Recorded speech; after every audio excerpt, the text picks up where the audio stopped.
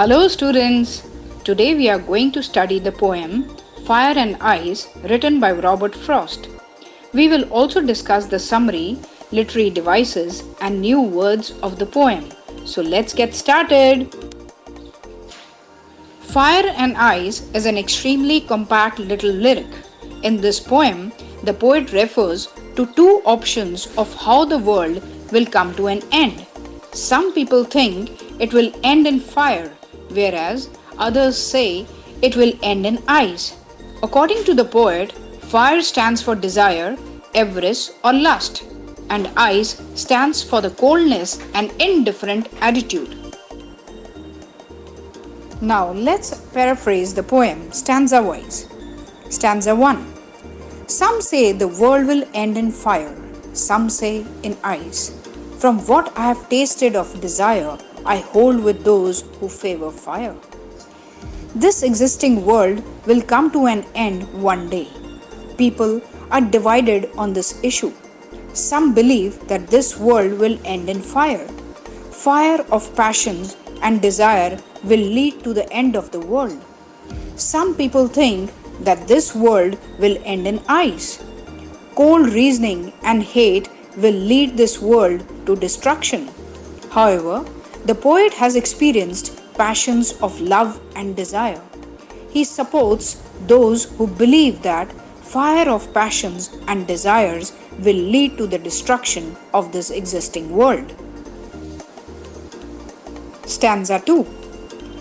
But if it had to perish twice, I think I know enough of hate to say that for destruction, ice is also great and would suffice. The poet explains that fire can bring the destruction of the existing world, but if this existing world has to be destroyed not once but twice, then ice is strong enough to do this job. The poet has seen and experienced enough of hatred in this world. Cold reasoning devoid of human feelings only produce hate, and this cold reasoning is like ice. Now let's discuss the literary devices used by the poet in this poem. Assonance. Assonance is the repetition of vowel sounds in the same line, such as the long sound of O in I hold with those who favor fire. Now let's talk about the rhyme scheme of the poem.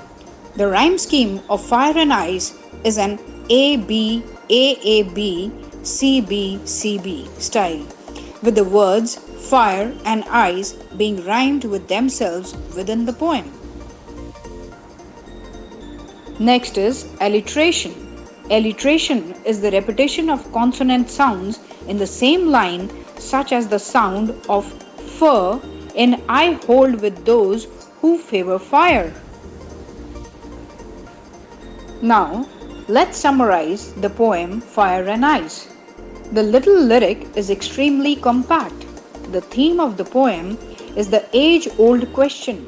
The question is whether the world will end in fire or in peace. The poet decides that any one of the options would achieve its purpose sufficiently well.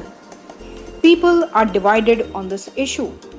Some think that the natural element of fire will cause destruction of this world.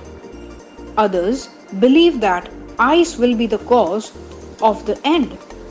Putting in terms of human emotions, fire stands for desires and passion, whereas ice stands for coldness and indifference towards one another. Even hate born out of cold and icy reason is sufficient to cause destruction and the end of the world.